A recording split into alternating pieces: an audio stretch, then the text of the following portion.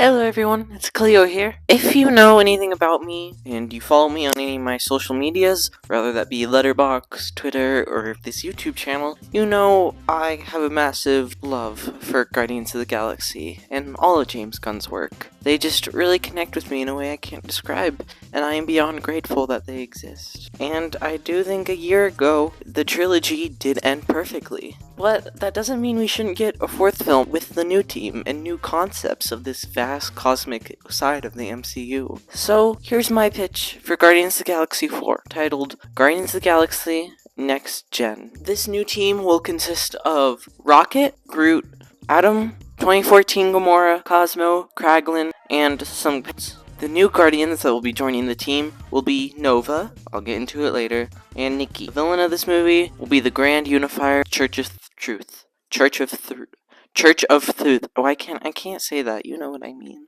Rocket. About 2 years after the events of Volume 3, Rocket is more confident in himself and happier. Although he still mostly worries about his new team, especially Adam, fearing that he isn't doing enough for him. And he sees Adam going down the same path he went through in Volume 2, pushing everyone away due to fear of their own self-worth. But each time he tries to talk to Adam, it just causes another argument. Adam has been questioning his purpose, since he was only created to defeat the Guardians and be a perfect child, but he obviously can't be that anymore. He still won't open up to anyone and lashes out, feeling that it makes him weak, and this will make it very easy for the church to manipulate him. Groot is very big now, and he tries to help Rocket and Adam communicate. He's grown really close with Gamora and Kraglin. Okay, now we get into Gamora. Listen, I think what they were trying to do with Phyla-Vell is somewhat interesting, but we already kind of have enough characters on this team that could serve as child figures, and it's also just kind of weird that they made one of their most popular lesbian characters a child, meaning she can't have any romantic relationships, really. I'd prefer if she just lived with Nebula and Drax for a bit, and then in the 5th movie or whatever, she can come back older, and so filling in her place will be Gamora. I think out of all the team members that left the team at the end of Volume 3, she's the one that makes the most sense coming back. The MCU has shown time and time again that she loves helping people, and if the universe is at stake, I think she would like being part of this family. Okay, now we're getting into the new team members. You might be asking, which Nova am I going to use? I'm gonna kind of combine them. I'm sorry, but I just think this is the best solution. I think introducing Nova as a teenager would work really well, especially for this story I'm trying to tell. And I think if you bring together the best aspects of both Richard Rider and Sam Alexander, you'll get a pretty cool character. So I'm going to take the personality of Richard, but combine it with the origin of Sam. And I'm kind of interested to see how you all feel about it, because I personally think it's kind of cool. Then also Nikki. I really like Nikki, and especially in the video game, I loved the exploration of her. She's the daughter of a Nova Corps general, and she grew up a fan of Nova Corps. But when she's become a teenager, she notices some suspicious control from the church, and rebels against her planet, government, and her mom, and joins the Guardians to help them. Raker, leader of the church. He lost his family years ago and went to the Church of Truth to revive them, eventually becoming the leader of it. After Thanos' attack on Xandor, he took over the Nova Corps, and he just needs enough power to complete his goal. It starts with 2 flashbacks being cut between each other, that being of a young Nikki and a young Richard. Richard's dad is telling him about the beauty of the Nova Corps, and Corell is doing the same with her daughter Nikki. Both of the children smile, thinking about what it would have been like to eventually be a part of that. Only for Corell to have to leave for mission, and Richard's dad having to leave because Rich's mom needs to talk to him. It then abruptly cuts to the present of Richard waking up looking miserable, and Nikki waking up with determination, contacting Rocket saying that she's ready. Richard then plays some music as the camera travels through space, eventually leading us to Rocket and his ship getting ready. Rocket mumbles to himself before walking around the ship and feeding some raccoons. He walks past Gamora, Groot, and Kraglin having fun playing a game, contrasted to when he looks over to Adam's room and sees the door shut with noises of Adam training. Takes a deep breath, and then goes to knock on the door. Rocket asks Adam how he feels about the mission, but then slowly and not subtly tries to transfer that conversation to try and get Adam to open up. Eventually, however, it becomes another argument as Adam rushes out of the room. Rocket states that Adam's now on the ship guardian duty for the mission, which just makes Adam more upset. After, Adam stumps off and the other Guardians try to talk to Rocket, but Rocket isn't quite in the headspace for it.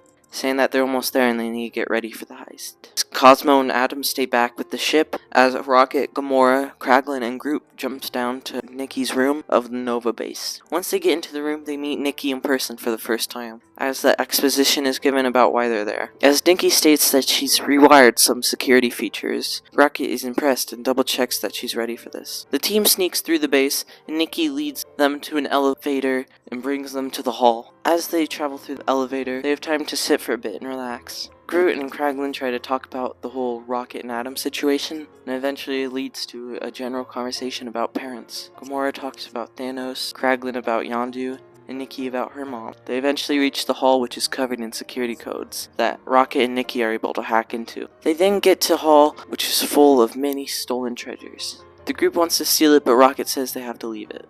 However, Rocket then finds some mechanics that grab his attention and amends his early statement to say everyone's allowed to steal one thing. As they wrap up, something catches Rocket's eye. A power source similar to that of Adam's. They then bypass the final obstacle and are able to reach what they came here for, the Nova helmet. Nikki geeks out and explains the history behind it as they take it in and call in Cosmo and Adam. In the ship, Adam and Cosmo are arguing. "You're such a bad dog! Listen, I know that's not true. I've gotten over my confidence issues. I know I'm such a good dog. Still, I wouldn't mind if you took it back." As they're arguing, they fail to notice the Nova fleet behind them. As they try to pilot the ship away, a bunch of Nova officers led by Corel corner and team in the hall. Nikki argues with her mom for a bit before Groot and Kraglin are fighting with the army as Gamora, Rocket, and Nikki jump out of the building onto the rooftop of another building. Rocket passes the helmet onto the girls. Once Groot and Kraglin jump out, Rocket quickly uses the mechanics he stole earlier and throws it back through the window. It detonates a non-lethal explosion. Adam and Cosmo try to get to the team. Adam gets rash and jumps out of the ship to use his powers physically and take out the ships. Once Cosmo gets the ship to the team, Rocket notices Adam and puts on his jetpack to go get him. He encourages the rest of the team to start flying away. Once Rocket gets to Adam, Raker gets there and uses his telekinetic power to stop them both midair and bring them to him. Once Raker looks over to see the Bowie, Rocket screams at the team to fly away immediately. And once they do, Rocket and Adam are both knocked out. We then cut to an hour later of the remaining Guardians arguing what they should do next and how to rescue Adam and Rocket. Nikki then says the only power that can truly defeat them is their own Nova power, saying that the helmet is only passed from person to person, and after death of the previous Nova of the Thanos battle in 2018, there hasn't been one since. Nikki then pulls out this device she's been working on for years that she thinks could connect the helmet on track to see where the next Nova resides. Once it's plugged in, the characters are shocked where the new Nova is. We cut back to Earth. Richard is going about his day, getting bullied at school, getting talked to by teachers, eventually getting home to argue with his mom. He lays in bed silently for a bit before these strange flashes start coming to him. Flashes of his dad, as if he's trying to tell him something. Rich then gets out of his bed and looks to see his mom asleep. Rich then takes a bag and leaves the house to get on a bus. Different adults try to make conversation with him on the bus, asking why a kid is on a bus alone, but Rich is too tired to start a conversation and gets frustrated before falling asleep. When he wakes up on the bus, some cops come in to bring him back to his mom. Rich then jumps around and the cops try to chase him. When he enters a somewhat dead end, he notices this glowing light on top of a roof. He then goes to the building and brings himself to the light. When he walks towards it, he gets knocked out. This is because the Bowie was in camouflage mode and he didn't notice it and got hit in the head with the metal. He wakes up inside the Bowie. Kraglin and Groot try to reassure him, which just freaks out Rich further. "Oh, this is like Kevin Bacon all over again." Nikki tries to calm him down and says that once he puts on the helmet, everything should make sense. Richard then sees the helmet's glow and puts it on. When Rich puts on the helmet, he is transported back to the White Void. But this time, when his father walks to him, nothing stops him. His dad hugs him and talks to him for a bit, while Rich is silent in disbelief. Eventually, Rich is able to regain himself and pushes his dad off, yelling at him for leaving him and his mom. Rich's dad then uses the White Void to further explain what he was talking about in the opening flashback, showing how he was raised as the next Nova before the crash landing on Earth, where he fell in love with Rich's mom. He said that he loved it there and tried to make the two lives work, but after 2014, when Ronan attacked, he wasn't there. He needed to go back to Xandar to protect it. He then explains how he died fighting Thanos, but was able to store a bit of his consciousness in the helmet, making it only so Richard could wield it. waiting for it to find its way back to Richard. Richard is still in disbelief until his dad shows him some powers. As Rich tests out some of his new powers, he's flung back to reality and takes off the helmet. He then asks why the Guardians gave him this, and they explain that they need help to take down the church and rescue Rocket and Atom. Rich takes one more look at Earth before agreeing to go with them, and Gamora and Groot prepare the Bowie. Kraglin notices Cosmo looking at Earth. He goes to make sure she's okay, where she talks about her few memories of this place, then quickly changes the subject to Kraglin. Kraglin somewhat dodges the question about his headspace. We cut back to Rocket waking up in a prison made from faith energy. Raker then walks in to torment him. Rocket ignores everything Raker says and asks him where Atom is. Raker then states he is giving Atom a higher purpose. Rocket freaks out as Raker just makes fun of Rocket, but Rocket says that he doesn't care what other people think of him. Raker then questions if Rocket cares what Atom thinks of him, which causes Rocket to go silent. Rocket then asks again where Atom is, and Raker just says, "You'll see him in the light show." When Atom wakes up, he's in a pleasant room. Raker walks in, and at first, Atom is defensive before Raker talks in calm, explaining that he's not here to hurt anyone, and only to heal the world. There's nothing in this galaxy worth truly guarding, and I believe the world may need a restart. He then puts his hands on Atom's head, which causes Atom to see many things. I accept. Back to the Bowie, we see a montage of Nikki and Rich testing out his new powers. After the montage, we see Rich and Nikki just sitting down, while Nikki explains a couple of Rich's questions, including why there's a bunch of random raccoons running about and what exactly Blurp is. The conversation then converts to him asking her about her experience with Nova. She said she never met his father, but was always interested in the idea of being a protector of many people across the galaxy. She then asks his memories of his father, which accidentally causes the conversation to become more depressing. Nikki tries to comfort Richard by explaining her issues with her mom, and they try to give each other advice. They look into each other's eyes, then Gamora comes in the room. She announces that they're almost there, and they need to get ready. The group meets up at the cockpit and tries to think of a plan. Nikki points to them of Raker's main prison, and Gamora volunteers herself and Nikki to stay back, as the wretches attach the wings to the Bowie to crash into the main prison. After they leave, Nikki gets mad at Gamora, saying that she was ready, but Gamora ignores it, saying that she's protecting her. The wings crash with the prison, and the team has a one-shot fight with the guards. In this fight, they realize that Richard's energy can unpower Nova Corp weapons. When more Nova ships come towards them, they ask Richard to deal with them as the rest find Rocket. In the prison, Kraglin uses a code Nikki gave them to navigate the prison and find Rocket's cell, in which they unlock. After getting him out, they ask where Atom is, which freaks out Rocket, and he points to the beacon with Atom. He orders Gamora and Nikki to bring the Bowie, and Kraglin and Cosmo to get the ship prepared and get Richard. He then commands Groot to create a bridge to rescue Atom. Richard is defeating most of the ships, but once the beacon comes, he starts to get weaker. Kor-El is able to bring him to the ground and causes a one-on-one fight. Nikki notices the battle between them, and she takes one of Rocket's jetpack to fly there, which upsets Gamora. We continue to follow Gamora when she lands on the ship, and Kraglin and Cosmo board. Once they get on the ship, Gamora says that they need to get Nikki and Rich. We cut back to the battle between Rich and Kor-El. Rich yells at her to trust Nikki. Kor-El fights back, saying that he is nothing more than a stranger, and that she knows what's best for her daughter. Before Rich can think of a way to rebuttal, Nikki flies in with his staff to battle her mother with. They then continue their regular arguments as Rich looks over to see Rocket and Groot quickly making their way to Atom. Each time Groot extends to the wooden bridge, it just causes his bark to burn off as the power from the beacon becomes too strong. They eventually get close enough for Rocket to fly in, and Raker blasts him. Raker says that Atom has already fulfilled his purpose, and now all that needs to be done is for everyone else to accept the faith. Rocket's vision goes fuzzy, and he then wakes up in the same room as the opening, listening to the same song. He freaks out and runs out of the room, only to see the rest of the team, even Atom, is there having fun. They worry about him. Rocket just starts to pass off everything that happened with Raker and Nikki as nothing more than a dream. He wants to question it further, but finally seeing Atom happy makes him not want to. He then sees more figures walking towards him. They're revealed to be Lila, Teefs, and Floor. He falls to his knees in tears as they try to comfort him. His eyes glow orange. Once he takes out his blaster and hits himself with it, waking up. He's in high rubble once he notices an unconscious Atom falling to the ground. He flies to catch him, but Groot is able to catch both of them. As they run back, Raker's faith energy starts to disintegrate everything it touches, specifically attracted to the symbols of the Nova officers' wrists. When the faith energy flies towards Rich and Nikki, Richard is able to subconsciously provide a quick shield of energy that protects himself and Nikki. Once the shield stops, they notice the faith energy hit Corel. Nikki goes to cry beside her, trying to do anything to make her wake up. A faith blasts Gamora, Kraglin, and Cosmo just as they land. Gamora is quickly able to pick herself up as she goes to help Kraglin and Cosmo up. Gamora tells them to get the ship as she collects Richard and Nikki. She stopped when Kraglin blows his whistle at her face. She looks back at her, Cosmo growling as well. Gamora notices the orange glow in their eyes, and she begins to fight them. After they are knocked out by her, Kraglin and Cosmo are floated towards Raker.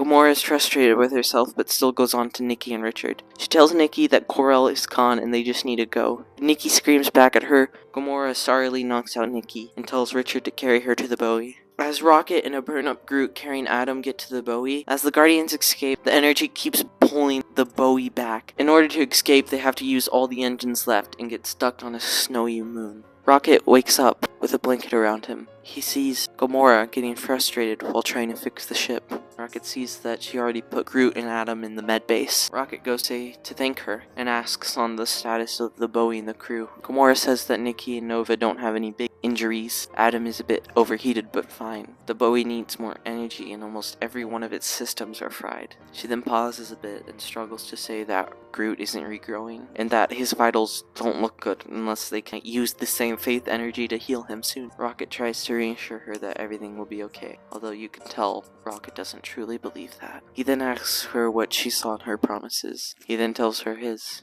Gamora somewhat dodges the question and just says that she was able to avoid it because she knows that there is no world where Thanos loved her. And she says she knows there's no world where she gotta live out the life and memories of her previous self. She knows there's no life where she never hurt Nebula. In her anger, she accidentally hits one of the systems too hard, and it causes the alarm to go off, waking up Adam, Rich, and Nikki. Adam, Nikki, and Nova go outside their rooms, and Adam is filled with so much joy when he sees Blurp is okay. Adam starts feeling responsible and says that if his energy caused this, he can surely stop it, and he needs to fly away solo. But then he realizes that his powers no longer fully work, only letting out a few sparks. Rocket tries to comfort him as Adam runs out in anger and fear. Now with Rocket and Adam gone, Nikki yells at Gamora, saying that she thought the Guardians were supposed to save people, but instead she let her mom die. Gamora argues back, saying that she did what she could to save everyone else. There was nothing they could do for her mom. Rich tries to be a mediator while mostly siding with Gamora, which frustrates Nikki to a point where she locks herself in the room and starts crying. They look over to see Rocket trying to get into Adam's locker room, but Adam never responds to him. Once Rocket storms off to focus on the ship, Richard thinks a bit before talking to them about his experiences with his parents. He says that he always felt like he was a burden to their true priorities, and that now he just wants to go back to Earth and hug his mom. He says that he wants to apologize for all the times he didn't appreciate her, wants to do anything to make it up for being a burden on her life. And Rocket and Gamora try comforting him, apologizing for bringing him into this situation. Rocket and Gamora then leave to talk to Adam and Nikki. Rocket once again knocks on Adam's door. Adam opens the door reluctantly. Rocket tries to reassure Adam that he's not a burden, and so much more than just a warlock to the team. Adam thinks a response before saying that Rocket isn't his dad. This cuts Rocket deep, but this time, instead of fighting back like he normally would do, Rocket just takes a deep breath in and tries to further sympathize with Adam. He tells Adam about his experiences, about feeling like he didn't have a purpose and was just trying to push everyone away. But he just needed to fully embrace the family around him. Adam almost goes to yell back, but he can't before just saying thank you and stating that they need to go save Groot, Kraglin, Cosmo, and the rest of the galaxy. Meanwhile, with Gamora, she goes to Nikki, and instead of going to try to defend her actions, she apologizes, saying how cool she thinks Nikki is and how heroic she's been. She says that the world needs more people like her, and she'll do her best to take care of her. She says that if they're going to fight Raker, she'll need to make sure that he gets every bit of pain that he deserves. Nikki comes out of the room, saying that she still doesn't forgive Gamora, but will stay with her. Rich looks around to see all this love and care, and feels like he needs to talk to his father, so he goes back in Kraglin's room and puts on the helmet. He once again enters the space with his dad. Rich simply asks him if there is anything he wants to say to Mom. Rich's dad explains how much he loved her, and how much he wishes he could have just had a life with her. As Rich lets that sink in, Dad explains that if Rich wants to unlock his full strength, he wouldn't be able to talk and see him. Richard refuses, but his dad explains that there's only so much more information, and that it's up to Richard to do all the amazing things. Richard yells back at him, saying that he already left him before, and he's not gonna let that happen again. He says that he's been absent for 9 years, and all he wants is a dad, not some responsibility of protecting people he doesn't know. Dad tries to rephrase his statement, saying that even if his conscience stays in the helmet, he'll never be able to truly come back, and his death is irreversible. He tells Rich to never forget how much he loved him, but at that point Richard throws off the helmet in anger and goes back to talk with the rest of the team. It transitions to a quick scene showing how much more of the galaxy Raker has conquered as his army has grown bigger. Back with the Guardians, the team regroups. They will get enough energy to call Nebula. Nebula tells them that Raker is currently moving rapidly across the cosmos, and each new planet brings new warriors to his side. She says that they are currently shielding nowhere from him, but she doesn't know how much longer it'll last. After the call ends, the team discusses possibilities. Rich asks if they can ask one of the heroes from Earth to help, but Rocket says they need to go straight to Raker and they don't have enough time to stall. They all think hopelessly for a bit, but Nikki says that they have 2 energy sources that they need, Adam and Nova. Rocket reflects on this for a bit before coming up with a plan. In a homage to the cherry bomb scene from Volume 1, the team gets suited up as Rocket explains the plan. He says that he'll use some of his autopilot chips to distract Raker, then Gamora and Nikki will pretend to be controlled in order to fight Kraglin and Cosmo. While they're distracted, Rocket will lead Adam and Nova to Raker's base. Hopefully the two can suspend his powers enough to free everyone and defeat Raker. Gamora asks him who will stay back with the Bowie to protect Groot, and Rocket says that's when the most absurd part of the plan takes place. He says he'll put the ship's controls on touchscreen, as they use walkie-talkies to try to attract Blurp and the raccoons to accidentally pilot the ship. Everyone agrees that that's a terrible idea, but Adam has faith in Blurp. They then fly into Raker's moon-sized ship as they get ready for the plan to be enacted. Adam asks Rocket what they'll do if his powers still don't work, but Rocket assures him that once they get closer to the energy, they should get back. Adam still looks sad, and Rocket reassures him that even without his powers, Adam is still their best. Gamora checks in on Nikki, and they have a heart-to-heart before the plan is kicked into action. After Rocket's autopilot ships fly around attacking Raker's ship, the girls blend into the fleet and dock onto the port of the ship. Once in, they notice that the soldiers don't verbally communicate, as if they are one big hive mind. As Gamora and Nikki are following the soldiers, they notice Kraglin and Cosmo on the floor under them. Once they go to them, Kraglin and Cosmo recognize them. The girls are taken aback by how normal they still are, just with this unnerving aura around them. Kraglin says how happy they are that Gamora and Nikki have now joined them. He asks them where the others are. The girls come up with a quick excuse but say the rest haven't seen the ways of the church. They then say that they have something to show Cosmo and Kraglin, and they sneak them away from the rest of the crowd. Meanwhile, the boys put similar spacesuits on to the ones from Volume 3 and head down to the head of the ship. Then with the combination of Rocket's explosives, Nova's power, and Adam's power, they're quickly able to break into the ship as they go to Raker, and the boys start battling Raker. Back at the rest, Gamora and Nikki continue to lead Kraglin and Cosmo to the head of the ship, where Raker unleashes a large blast that half frees Kraglin and Cosmo. Nova and Adam can barely hold back Raker, and Rocket goes to aid Cosmo and Kraglin. He talks to them. You hear Cosmo whimpering and barking, while Kraglin talks to Yondu in his head. Rocket is able to calm Kraglin down by saying how proud Yondu was of him and how he will always be a part of him. After some counseling, Kraglin is able to be freed, and Rocket moves on to Cosmo. Cosmo resents how she was taken away from her life on Earth and the people she cared about, just to live in an empty wasteland of space. He says that all she's wanted was just to roll around on the grass and play fetch with her owners, without the pressure of these powers. Rocket is able to relate to her due to his own experiences. He calms her down to the point of freeing her. Nikki then points out that it doesn't look good for Adam and Nova, seeing as they both try to hold back Raker and their faith energies slowly destroying everything around them. Nova notices his new friends, his new family, in danger, and he pushes further and stronger. Right as it seems like they're about to overtake Raker, he's back in that white void where he sees his father being disintegrated, at which point he stops, and they're all blasted back via Raker. Raker's ship is now being torn apart, and the Guardians land on a tropical moon. All the Guardians are injured, Rocket's weapons are broken, and Kraglin's headpiece is broken. Nikki goes to wake up Richard, and he cries to explain how sorry he is and how he doesn't know what to do. Nikki tries to calm him down, but then Raker rises up. Gamora tries to fight him one-on-one, but she's defeated. Adam then looks around at the team. He thinks a bit before seeing Raker's faith energy only getting stronger. Adam then flies towards Raker and starts taking away his energy in a way that while disintegrating Raker is also slowly disintegrating himself. Rocket screams out in fear. Then Nova looks around, puts back on his helmet. He's back in that white void one last time. He cries to his father, saying that he doesn't want to lose him and that it's not fair. His dad agrees. It points out that they need to focus on protecting what he has now, instead of hanging on to threads of the past. Nova sees flashes of his memories with his mom, Nikki, and the team, and flies forward, forming a formation around Raker. He unleashes this large blast that solidifies the formation, making his dad disappear. He yells at the other Guardians to join in and take his hand, something that resparks a memory in Rocket. He thinks about Volume 1, when the team first came together. He urges the other Guardians to do the same. Once they are all holding each other, they each get flashes of their promise, but now they all fight back against it, focusing on what they have now. As this happens, all of Raker's energy is flung back at him, and the faith energy is disintegrated. You see Faith soldiers across the galaxy being freed, and we zoom back to the tropical moon, and the Guardians just laying there, smiling at what they just accomplished. They see the dying Raker, as he mutters that he just wants to see his son again. Rocket then assures him that he will be able to now, and he closes Raker's eyes. The team gets a signal, and Groot is able to wake up and regrow 1 day later.